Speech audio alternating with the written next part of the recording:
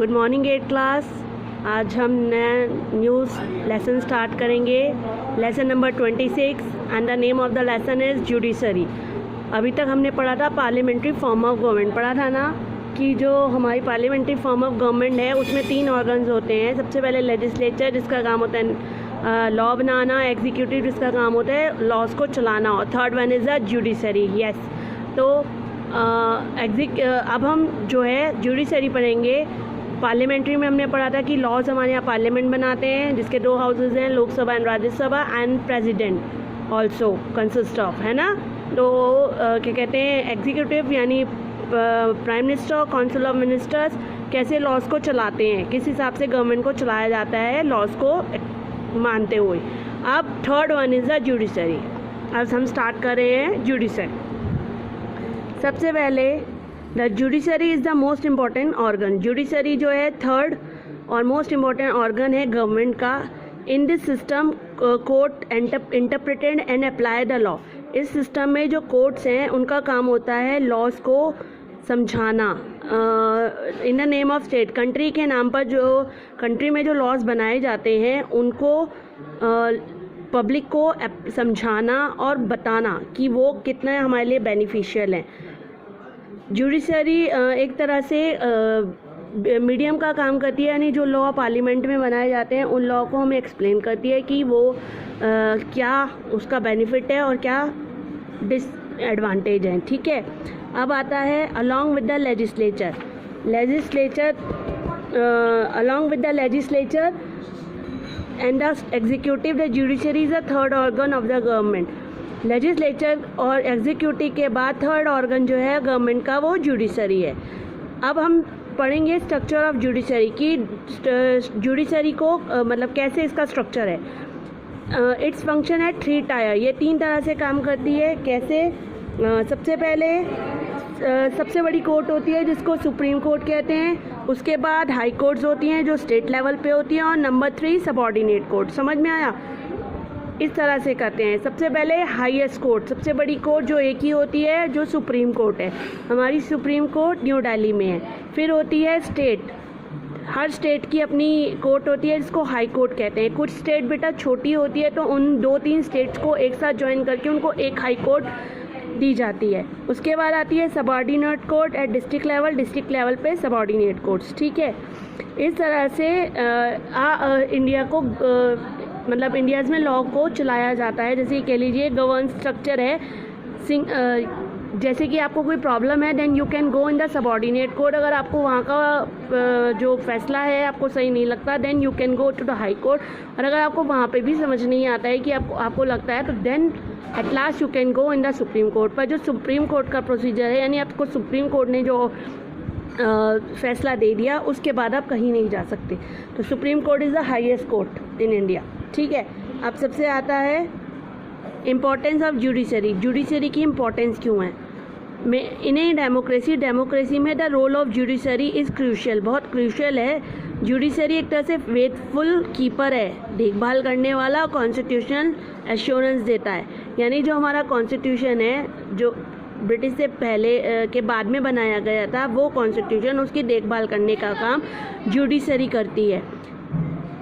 और हमारी जो जुडिशरी होती है वो इंडिपेंडेंट होती है और कोई भी इम्पार्शल मतलब पार्शल नहीं होके बल्कि इंडिपेंडेंटली सब लोगों को न्याय देती है, जस्टिस देती है।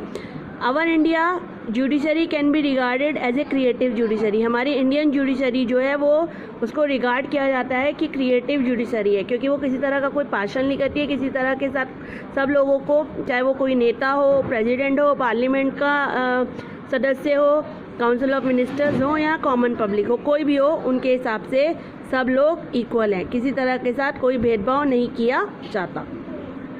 अब है जुडिशरी हेल्प। जुडिशरी सबसे पहले क्या हेल्प करती है? डिस्प्यूट, जो झगड़े होते हैं उनको निपटाने का काम करती है। पीपल्स के बीच में लड़ाई हो जाती है, स्टेट्स के बीच में लड़ाई होती है, स्टेट गवर्नमेंट्स के बीच में लड़ाई हो जाती है, स्टेट और सेंट्रल गवर्नमेंट के बीच में भी लड़ाई हो सकती है।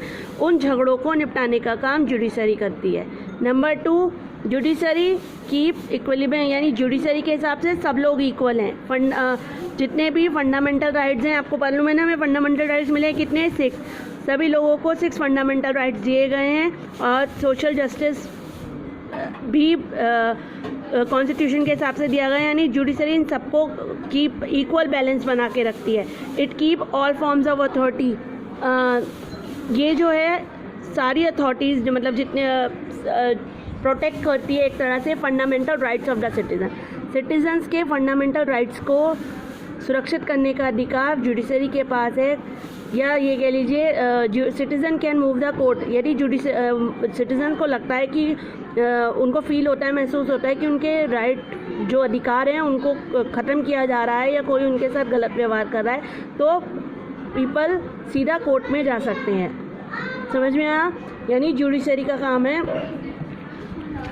हम लोगों को जस्टिस देना। Clear violation of constitutional provision must be interfere by the apex judiciary, या ये कह लीजिए judiciary can also declare. Judiciary declare करती है लॉ पार्लियामेंट, यदि कोई लॉ पार्लियामेंट ने कोई ऐसा लॉ बनाया है जो कॉन्स्टिट्यूशन के खिलाफ है, जो कॉन्स्टिट्यूशन के अगेंस्ट है, प्रिंसिपल्स के खिलाफ है, जो कॉन्स्टिट्यूशन में लिखा गया है उसके अगेंस्ट कोई लॉ ऐसा बनाती है जो पब्लिक के लिए ठीक नहीं है, तो देन जुडिशरी उस लॉ को नल एंड वॉइड घोषित कर देते कि ये लॉ ठीक नहीं है, ये लॉ पास नहीं होगा। इन दिस रिगार्ड एक तरह से सुप्रीम कोर्ट जो है फाइनल अथॉरिटी है या फाइनल इंटरप्रिटेटर है हमारे कॉन्स्टिट्यूशन का। अब आता है नीड और इंडिपेंडेंस जुडिशरी। हमें आवश्यकता क्यों है इंडिपेंडेंस जुडिशरी की?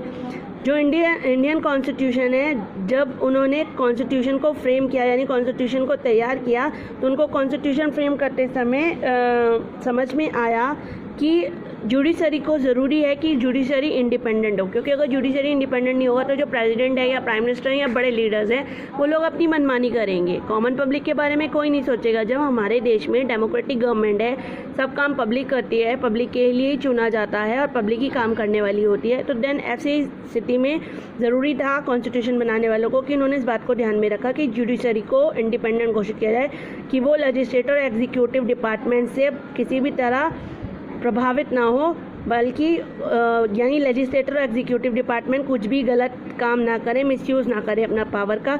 इसीलिए इस थर्ड ऑर्गन को इंडिपेंडेंट रखा गया कि वो किसी के साथ कोई पार्शलिटी ना करे, बल्कि सभी लोगों को, किसी भी कॉमन पब्लिक हो या कोई लीडर हो, उन सबके साथ एक जैसा जस्टिस करे। इसीलिए कॉन्स्टिट्यूशन बनाते समय फ्रेमर्स ने इस बात को ध्यान में रखा और थर्ड ऑर्गन को बिल्कुल इंडिपेंडेंट रखा। अब आता है supreme court. Supreme court of India हमारी हाईएस्ट कोर्ट है, इसके बाद आप कहीं नहीं जा सकते। It is located in new Delhi, ये न्यू दिल्ली में लोकेटेड है। अब आता है कंपोजिशन। सुप्रीम कोर्ट में एक चीफ जस्टिस होता है और मैक्सिमम 30 अदर जजेस होते हैं।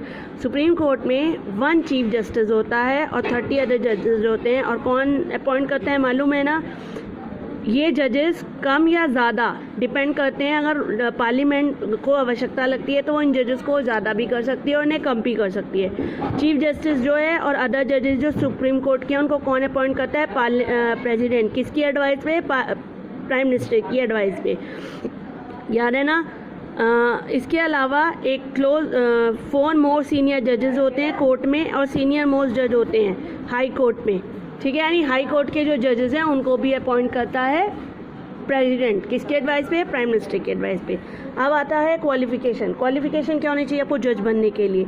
A person is qualified. एक पर्सन तभी जज बन सकता है सुप्रीम कोर्ट का जब वो इन फॉलोइंग कंडीशंस को पूरा करे। कैसे? सबसे पहले तो he is a citizen of India. वह ही या शी, चाहे लड़का या अब लड़की कोई भी हो, वो सिटीज़न होना चाहिए इंडिया का। इसके अलावा he has been at least 5 year, कम से कम उसने हाई कोर्ट में 5 साल का जज के रूप में काम किया हो। किसी भी स्टेट के हाई कोर्ट में उसने 5 साल के लिए जज के रूप में काम किया हो। ही शी हैज़ बीन, या उसने एटलीस्ट 10 ईयर एडवोकेट बन के हाई कोर्ट में काम किया हो। 2 और मोर देन 2 सच कोर्ट। समझ में आया? सिटीज़न होना चाहिए, एटलीस्ट हाई कोर्ट का जज हो 5 साल, या ये भी ना हो तो थर्ड है 10 ईयर्स तो कम से कम उसने एडवोकेट के रूप में काम किया हो हाई कोर्ट के, 2 या मोर स्टेट। और सबसे पहले opinion of the president. Opinion उसको मतलब प्रेसिडेंट को पसंद आना चाहिए, देन वो सुप्रीम कोर्ट का जज बन सकता है। अब आता है टर्म, कितने टाइम के लिए सीट पर बैठते हैं। चीफ जस्टिस ऑफ इंडिया, जो चीफ जस्टिस होता है इंडिया का, और अदर जजेस होते हैं यानी 30 जज, वो सुप्रीम कोर्ट में कब तक बैठते हैं? As of 65 year. 65 ईयर के बाद उनको रिटायर किया जाता है। ए जज में voluntary resign before the expiry of his term, पर एक जज अपनी इच्छा से 65 ईयर से पहले भी रिज़ाइन दे सकता है, ज़रूरी नहीं है। यानी 65 ईयर तक तो उसको बैठना है, उसके बाद अगर उससे पहले वो रिज़ाइन देना चाहता है अपनी सीट से खुद, तो वो रिज़ाइन दे सकता है। सुप्रीम कोर्ट जज में भी रिमूव, पर सुप्रीम कोर्ट के जज को 65 ईयर से पहले भी रिमूव किया जा सकता है, before the age of retirement, यानी रिटायरमेंट से पहले रिमूव किया जाता है according to the procedure. According to the procedure in the constitution में एक प्रोसीजर है, उसके हिसाब से सुप्रीम कोर्ट के जज को भी रिमूव किया जा सकता है। क्यों? फ्रॉम अगर president past an address by each house of the parliament supported by a majority of the total member, मतलब उसको वही इम्पीचमेंट, अगर उनको लगता है कि ये सही से काम नहीं कर रहे हैं, ठीक से काम नहीं कर रहे हैं, यहाँ का जज चिटिंग कर रहा है, तो ऐसे में president each house of parliament का जो ईच हाउस है उसके टोटल मेंबर्स को मेजोरिटी से सपोर्ट करना होगा प्रेसिडेंट को, देन उसको सुप्रीम कोर्ट के जज को हटा दिया जाएगा। Such an order should be passed, अगर ये ऑर्डर पास किया जाता है less than 2/3 majority of member of the house present voting, अगर सारे मेंबर्स एग्री नहीं होते तो 2/3 मेंबर्स को फिर दोबारा से रिसोल्यूशन मतलब वोटिंग की जाती है और देन उसके आधार पर इसे हटाया जाता है। द प्रोसेस ऑफ रिमूवल अभी बताया था मैंने, वो कब होता है? जब मिसयूज़ ऑफिस, गलत पावर का यूज़ कर रहा हो, मिसबिहेवियर कर रहा हो, कैपेसिटी नहीं है, नहीं संभाल पा रहा सुप्रीम कोर्ट को, या अदर जजेस नहीं संभाल पा रहे हैं, जब तो उसे रिमूव किया जाता है by the president. Process of removing, जो प्रोसेस है यानी रिमूव करने का सुप्रीम कोर्ट के जज को जो रिमूव किया जाता है उसे कहा जाता है इम्पीचमेंट। ठीक है, अब आता है वर्क क्या करती है judicial. Scope of power supreme court to hear and decide, जो पावर सुप्रीम कोर्ट के पास पावर है, किस चीज़ की पावर? केस सुनने की और केस डिसाइड करने की, उसको हम जुडिशियल कहते हैं। सुप्रीम कोर्ट के पास 3 तरह के पावर है, यानी 3 तरह के काम करते हैं वो। सबसे पहले ओरिजिनल, अपील एंड एडवाइजरी। अब सबसे पहला आता है ओरिजिनल जुडिशियल। इसमें क्या होता है? देयर आर सर्टेन केसेस, इसमें कुछ केसेस ऐसे होते हैं विच फॉल विद इन द, जो सीधे हाई कोर्ट सुप्रीम कोर्ट में आते हैं। इसका मतलब होता है ये जो केसेस होते हैं सीधा ऑर्डिनेट यानी स्टार्ट ही सुप्रीम कोर्ट से होते हैं। It also mean that such case not be इंटिल, यानी ये किसी और कोर्ट से नहीं आता, सीधा सुप्रीम कोर्ट में ही स्टार्ट किए जाते हैं। इनको हम ओरिजिनल केसेस कहते हैं। ये सीधे इनको डिसाइड करने का और सुनने का अधिकार केवल सुप्रीम कोर्ट के पास होता है। जैसे अभी आया था ना राम मंदिर का और बाबरी मस्जिद का, तो उस केस को किसने सीधा कहाँ पे हुआ? साथ फ्रॉम सुप्रीम कोर्ट। अच्छा, उसके अलावा इसके ओरिजिनल क्या काम है? कई बार यूनियन गवर्नमेंट, जो सेंट्रल गवर्नमेंट है और स्टेट गवर्नमेंट है, इनके बीच में झगड़ा हो जाता है, इस झगड़े को निपटाने का काम करती है। इसके अलावा सुप्रीम कोर्ट हैंडलिंग में से स्पेशल पावर होती है। फंडामेंटल राइट, यानी हमारी कोई फंडामेंटल राइट्स को ख़त्म करने की कोशिश करता है, मिसयूज़ करने की कोशिश करता है, देन भी सुप्रीम कोर्ट बीच में बोलती है। कई बार झगड़ा हो जाता है दो स्टेट्स के बीच में, उसको निपटाने का भी काम करती है। केसेस जो वॉयलेशन ऑफ द कॉन्स्टिट्यूशन, यानी कोई गवर्नमेंट मिसयूज़ कर रही है कॉन्स्टिट्यूशन पावर का, तो उसको भी हियर और डिसाइड करने का काम सुप्रीम कोर्ट का होता है। अब है अपील। अपील क्या होता है? अपील करना कि मैं आपसे अपील करता हूँ, आप मेरी प्रॉब्लम को सुने, मुझसे ये नहीं हो रहा है, इस तरह से। Appeal judicial means supreme can entertain cases, other cases को सुनती है। अगर लोअर कोर्ट, जो दूसरी कोर्ट से हैं, वो अपील करती हैं कि ये केस हमसे नहीं संभल रहा है या हम इसको नहीं संभाल पा रहे हैं, देन इस केस की सुनवाई आप करें, तो देन सुप्रीम कोर्ट में वो केस जाता है। जैसे कि क्रिमिनल केसेस हैं, सिविल केसेस हैं, कॉन्स्टिट्यूशनल डिस्प्यूट्स हैं, इन केसेस को अपील केसेस में आता है। मानो criminal case can be brought, अगर क्रिमिनल केस को सुप्रीम कोर्ट में लाया जाता है, इफ़ डिसीजन सबऑर्डिनेट कोर्ट का या हायर कोर्ट का डिसीजन पब्लिक को नहीं पसंद आया, तो वो सीधा अपील कर सकते हैं सुप्रीम कोर्ट में कि हम दोबारा से इस केस को खुलवाना चाहते हैं, तो आप इसका फैसला दो। अब है एडवाइजरी। एडवाइजरी क्या होता है? दिस पावर इम्प्लाइज, ये power right to give advice. इसमें क्या होता है? जो सुप्रीम कोर्ट है वो एडवाइस देती है। किसको एडवाइस देती है? बताएंगे? यस, प्रेसिडेंट को। If sought under advisory jurisdiction president of India, अगर प्रेसिडेंट ऑफ इंडिया को यानी कोई क्वेश्चन है लॉ के कोई लॉ से रिलेटेड कोई क्वेश्चन है पब्लिक इम्पोर्टेंस को ध्यान में रखते हुए, तो सुप्रीम कोर्ट अपनी एडवाइस देती है। किसको देती है? हाउ एवर द प्रेसिडेंट को, पर president is not bound to follow this. पर प्रेसिडेंट ज़रूरी नहीं है कि प्रेसिडेंट उसको एक्सेप्ट करे। सुप्रीम कोर्ट ने एडवाइस दे दी, प्रेसिडेंट की मर्जी है वो उसे एक्सेप्ट करे या ना करे। तो सुप्रीम कोर्ट रिकॉर्ड इसका सबसे बड़ा काम सुप्रीम कोर्ट रिकॉर्ड रखती है। किस चीज़ का रिकॉर्ड रखती है? जो जितने भी केसेस हैं उसकी प्रोसीडिंग है या जजमेंट जो भी हुआ है उन सबको संभाल के रिकॉर्ड्स का प्रिंट करके उनको रिकॉर्ड्स रखती है। It also function at a court of record, यानी कोर्ट ऑफ रिकॉर्ड कहलाता है।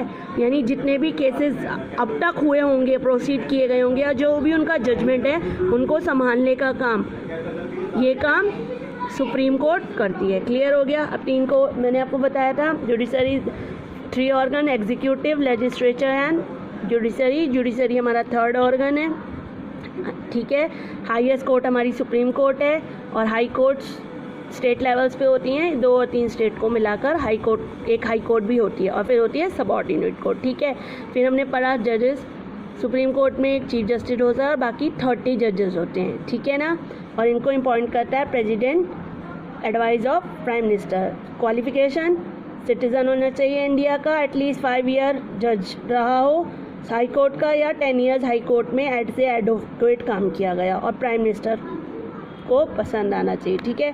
टर्म कितने साल के लिए? 65 ईयर्स के लिए बताया था मैंने। 65 ईयर्स के लिए कम से कम 65 ईयर्स काम करता है, उससे पहले भी रिज़ाइन दे सकता है, और अगर पार्लियामेंट और प्रेसिडेंट उसको हटाते हैं तो उसे हम इम्पीचमेंट कहते हैं। क्लियर हो गया? जुडिशन 3 तरह से काम करती है। एक तो ओरिजिनल, जो सीधा ओरिजिनल उसके पास केस आते हैं, झगड़ा हो गया सेंट्रल गवर्नमेंट में, स्टेट गवर्नमेंट में, दो स्टेट्स में, या फंडामेंटल राइट से संबंधित, ठीक है। फिर आता है अपील, अगर सबऑर्डिनेट कोर्ट से हाई कोर्ट अपील करती है कि हमें प्रॉब्लम है, हम इस केस की सुनवाई नहीं कर रहे, देन वो उसको सुनती है। और high court 3rd is advisory वो है जिसमें वो प्रेसिडेंट को एडवाइस देते हैं। सुप्रीम कोर्ट मानना ना मानना उस पर डिपेंड करता है। क्लियर हो गया? चलिए आज मैं यहीं पे क्लास ख़त्म करती हूँ। Okay, have a nice day.